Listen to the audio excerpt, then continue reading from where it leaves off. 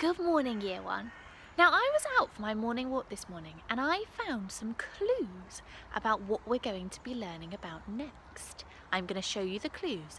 I wonder what you think we might be doing. The first clue is a welly boot. Who do we know that might use welly boots for their work? There's a warm hat, a warm scarf, and a big outdoor coat. Do we know anybody that might use those things for their job? There's also a trowel to be used for digging and a pair of gloves.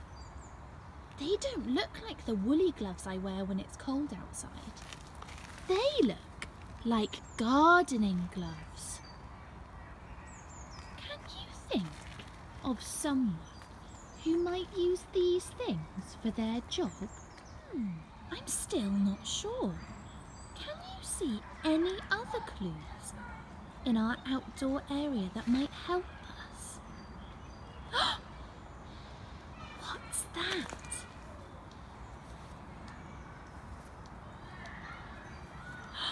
Do you recognise those characters? That's right, Year 1. This is the story we're going to be learning about next.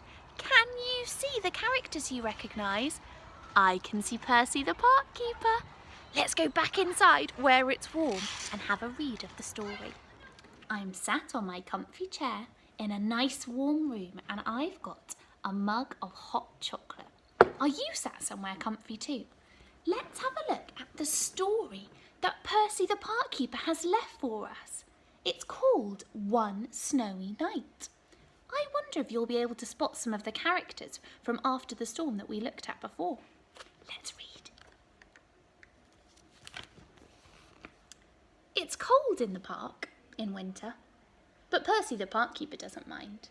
He puts on his warm coat and his big scarf. We saw those as clues, didn't we? And wears 2 pairs of woolly socks inside his Wellington boots. Percy likes to be out in the fresh air.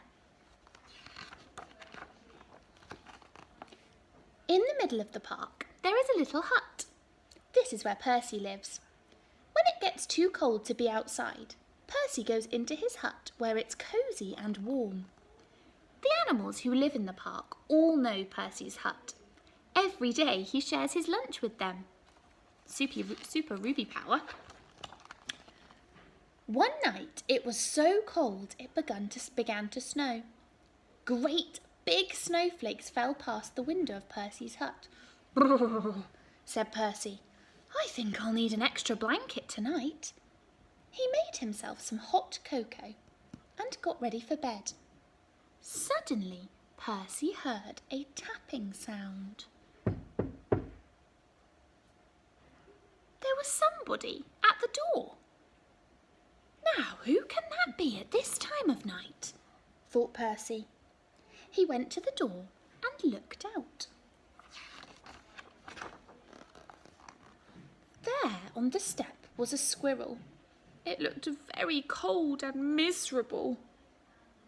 "I can't get to sleep, Percy," said the squirrel. "My bed is full of snow." "Oh dear," said Percy. "Never mind, I've got plenty of room for 2. The squirrel snuggled down next to Percy and soon began to feel warm. It was the door again. Now, who can that be? Thought Percy. Standing outside were 2 shivering rabbits. "It's freezing," said one rabbit. "We're frozen," said the other. "You poor things," said Percy. "Come in and warm up." The rabbit squeezed into the bed next to Percy and the squirrel. There wasn't very much room. "Could you face the other way?" Percy asked the squirrel. "You're short tail is tickling my nose. Oh dear, said Percy. Now there's someone else at the door. Percy scratched his head and thought for a minute. It was a fox. He looked very cold and hungry. Can I come in too? He said. Well, if you promise to behave, he said. I promise, said the fox, and he squeezed into the bed next to all of the other animals. Bumps! Oops! The squirrel fell out. Who did that? Asked the squirrel crossly. Good gracious, said Percy. It's the door again. This time Percy had quite a surprise. There on the step was a badger, 2 ducks, a hedgehog, and a whole family of mice. They all wanted a bed for the night. Poor old Percy, and poor old Percy's bed. The animals pushed and shoved and rolled around the bed, but there was just not enough room for them all. Soon the bed covers ended up in a big, tight ball. And then, bump! The covers rolled right off the bed and everybody fell onto the floor. Oh dear, said Percy. This just won't do at all. My bed is too small. Suddenly one of the mice pricked up his ears. What's that noise? He squeaked. Everyone listened hard. Now they could all hear it. There was a scratching, scraping sound. It seemed to be coming from underneath them. There's something moving under the floor, whispered Percy. The animals looked frightened, and the mice all started to squeak at once. Oh dear, what can it be? It might be a monster with fierce claws and sharp teeth. The noise grew louder and louder and louder, and then one of the floorboards began to move. Look out! It's coming up through the floor!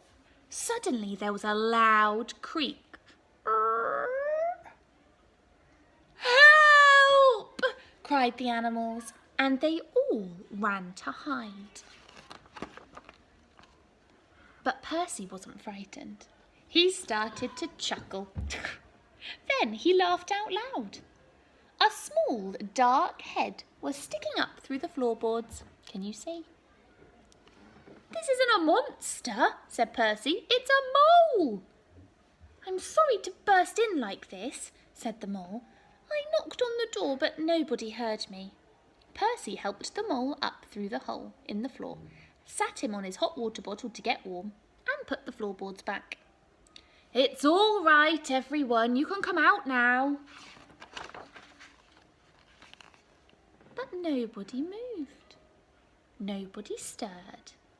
Nobody wanted to come out. The squirrel was tucked away in the pocket of Percy's dressing gown. The hedgehog was in his coat.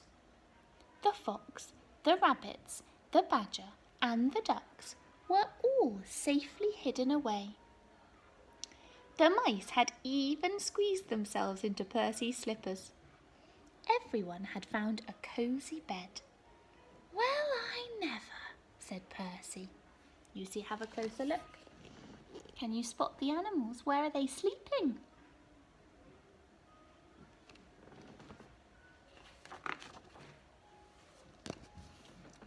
Percy yawned and snuggled down in his bed once again. That's better. Now I've got plenty of room, he said, and a little to spare for a mole. You see the mole snuggling down in there? Have a look at this page.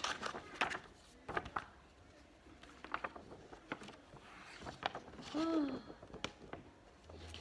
Can you see all the animals in this picture? everybody found a cosy bed. I really enjoyed that story. Did you as well? I wonder if we must thank Percy for leaving that for us. Now today, I want you to see if you can possibly watch this story again. And then you're going to have a go at telling the story in your own words. You could make some little puppets to help you if you wanted to. You could draw pictures and cut them out. You could use sticks from outside if you wanted to make stick puppets. Or you could just retell without puppets. That's up to you. Have lots of fun. Bye!